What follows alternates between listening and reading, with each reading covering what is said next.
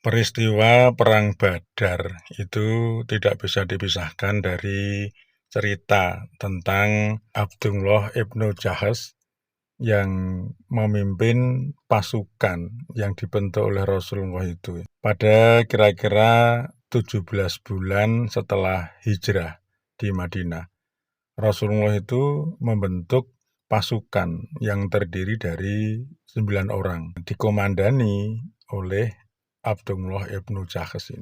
Abdullah ibnu Jahas ini masih sepupu dengan Rasulullah. Pada saat itu, Rasulullah itu merasa perlu untuk memantau situasi pasca hijrah. Beliau merasa perlu membentuk satu pasukan untuk melihat situasi antara Mekah Madinah. Ada pesan yang unik kepada Abdullah ibnu Jahas ini dari Rasulullah bahwa Rasulullah itu memberikan satu surat ya kepada Abdullah.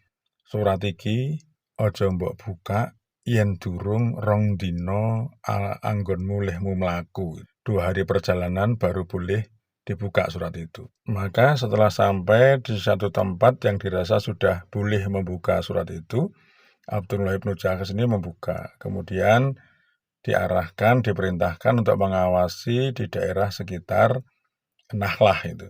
Jadi pasukan ini juga disebut sebagai pasukan Nahlah ya. Lah di Nahlah ini Abdullah bin Jahas dan pasukannya yang berjumlah 8 orang, berarti 9 orang termasuk beliau ya. Ini melihat satu kafilah itu, kafilah dagang itu, orang-orang Mekah kan. Beliau sudah kenal juga ya, karena kan orang-orang Mekah, orang-orang kafir Quraisy itu dengan orang-orang yang hijrah itu kan sakjane podo tunggal kampung ya. Sehingga dilihatlah kafilah itu yang hanya terdiri daripada 4 orang. Muncul niatan dari Abdullah ibnu Jahas ini untuk nggerebek pasukan, nggerebek kafilah sing wong papat kuwi warung nggawa dagangan iki mau. Tetapi muncul keraguannya begini.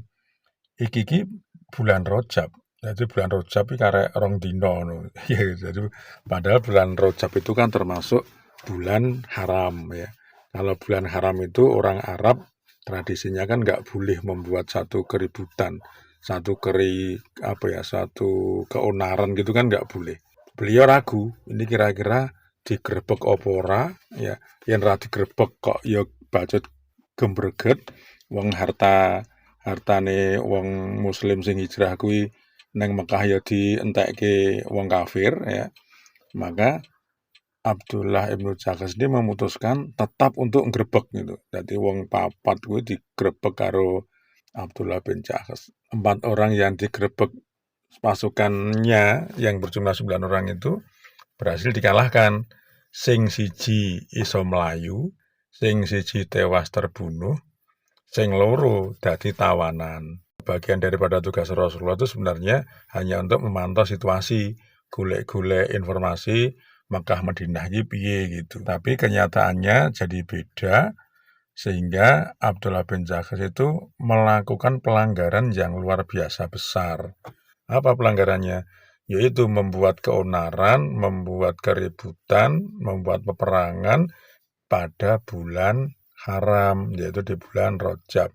Sakjane rong dino nehno ya kelewat bulan Rajab. Tapi kan yang dicelke rong dino kan ya rento apa bacot mulih. Akhirnya harta rampasan perang ya, yang dibawa pedagang itu dibawa pulang ke Madinah dan 2 tawanan itu ya.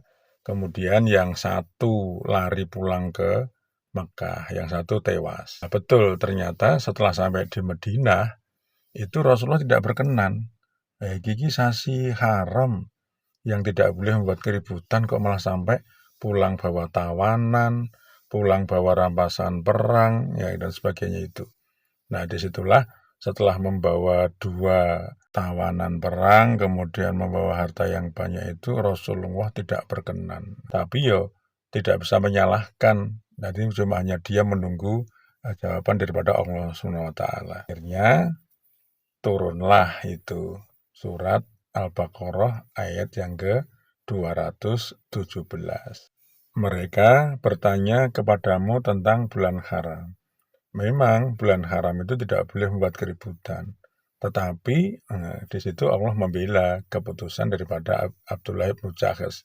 kekafiran dan kedoliman yang dilakukan oleh orang-orang kafir Quraisy itu sing marake nyebabke disiki cara-carane membuat kita itu gregeten ya wis dibalese pas itu. Lah tapi wong siji sing selamat mau dari 4 orang tadi kan yang satu selamat bisa pulang ke Mekah. Lah yang pulang ke Mekah itu terus gawe cerita neng gone pemuka-pemuka kafir Quraisy itu yang dicegat anak buah Nabi Muhammad. Kemudian mereka itu merencanakan pembalasannya, ngajak perang kencanan neng Badar. Maka nanti akan ada sejarah perang Badar. Akhirnya terjadi benar itu apa yang direncanakan, kencanan perang, yaitu perang di Badar. Dan Abdullah bin Jahsy juga termasuk orang yang terlibat dalam perang Badar. Sebagaimana kita tahu dalam sejarah perang Badar itu dimenangkan oleh kaum muslimin meskipun jumlah personal dan jumlah peralatan perangnya itu umat Islam kalah jauh. Tapi karena pertolongan Allah SWT, umat Islam bisa memenangkan peperangan di Badar tersebut. Itulah yang kira-kira menjadi awal penyebab daripada perang Badar yang tadinya diawali dari telik sandi yang dipimpin oleh Abdullah bin Jahsy dengan 8 orang pasukannya sehingga sampai mengakibatkan peperangan di kedua belah pihak. Ada sisi unik yang ada pada diri Abdullah bin Jahsy ya, karena beliau itu teman dekat ya, masih sebaya dengan Rasulullah, juga masih sepupu ya, dan beliau itu sebagai as-sabiqun al-awwalun termasuk orang-orang yang pertama-tama ikut beriman, sehingga beliau itu mempunyai kecintaan yang luar biasa kepada Rasulullah Muhammad SAW, termasuk membelanya. Nah, ada satu hal yang unik setelah perang Badar ya. Beliau itu juga sangat akrab berkawan dengan Sa'ad bin Abi Waqqas ya. Suatu saat ketika akan ada panggilan untuk perang yang kedua, yaitu perang Uhud. Dia dan Sa'ad bin Abi Waqqas itu berdoa karena saking cintanya kepada Rasulullah, dia itu ingin sekali membela agamanya dan membela kehormatan nabinya. Dia itu sampai berdoa itu sama dengan Sa'ad bin Abi Waqqas. Doanya itu unik itu, supaya Allah itu mempertemukan pada saat perang Uhud nanti itu dengan musuh sing paling sangar, sing paling kejam, sing paling menakutkan, sehingga dia bisa bertarung habis-habisan dan bisa mendapatkan kesahidan. Wah, ini yang luar biasa. Kemudian ada satu doa yang unik lagi, bahwa beliau menginginkan bahwa telinga dan hidungnya itu terputus sebagai bukti nanti kalau ditanya oleh Allah, di mana kupingmu, di mana hidungmu, dia akan menjawab, sudah saya serahkan kepada Allah dan Rasul-Nya sebagai bukti cintanya kepada Allah dan Rasul-Nya. Ini satu doa yang unik ya. Jadi dia itu pengen ketemu musuh yang paling sangar, mau pengen mati ya karena ada kesahitan, dan ternyata telinga dan hidungnya itu juga pengen sebagai bukti gitu bahwa sudah diserahkan. Lah ternyata itu benar ya, Allah mengabulkan permintaannya. Pada saat perang Uhud dia itu bukan main terengginasnya itu, semangatnya kesana kemari itu banyak sekali pasukan kafir Quraisy yang bisa terbunuh oleh dia. Nah, tetapi ketika beliau itu akan menemui syahidnya, telinga dan hidungnya itu terputus oleh tebasan pedangnya musuhnya. Dan dalam satu cerita itu bahwa hidung dan telinganya Abdullah bin Jahsy itu digantung di tombaknya orang-orang kafir itu. Jadi doanya itu sesuai. Jadi ketika setelah perang Uhud itu selesai, Rasulullah itu meneliti semua sahabat-sahabat semua setelah perang itu kan terkenal dengan kekalahan orang-orang Islam ya. Didapatinya jenazah Abdullah bin Jahsy itu tanpa telinga dan tanpa hidung, teriris. Ya. Maka Rasulullah karena dia itu konco cedak ya, teman sepermainan dan sebagainya, apa-apa itu yang dipercaya dia. Kemudian beliaunya itu sampai meninggal menemui kesahidannya. beliau itu sampai dikuburkan satu liang dengan pamannya, yaitu Hamzah, ya. Jadi makamnya Abdullah bin Jakhas itu satu liang lahat dengan makamnya Hamzah. Ini Hamzah ini juga ditarget, ya, karena pada waktu perang Badar dia yang membunuh Utbah, ya.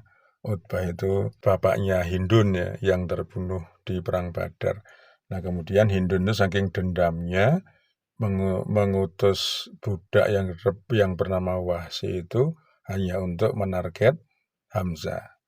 Tapi alhamdulillahnya Wahsy di akhir-akhir kehidupannya itu menjadi orang yang beriman, ya, menjadi orang beriman, dan Wahsy pula yang membunuh Musailamah Al-Kadzab sebagai nabi palsu itu.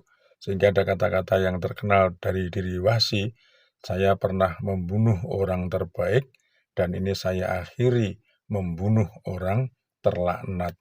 Harapannya dengan membunuh Musailamah Al-Kadzab itu bisa menebus kesalahannya pada waktu dulu ketika dia itu membunuh pamannya Nabi yang bernama Hamzah karena ditugaskan atau karena dibayar oleh Hindun. Balik nang ceritane Abdullah bin Jakhas mau, ya.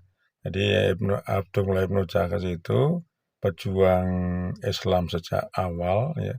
Karena beliau itu juga ikut hijrah yang pertama di Habasyah, ya. Kemudian ikut hijrah yang kedua juga. Dan beliau itu termasuk sahabat Rasulullah yang kaya karena keluarganya Nabi juga rumahnya dekat Ka'bah. Sehingga harta kekayaan Abdullah bin Jakhas itu yang ketika ditinggal hijrah itu sing jarah ya Abu Jahal.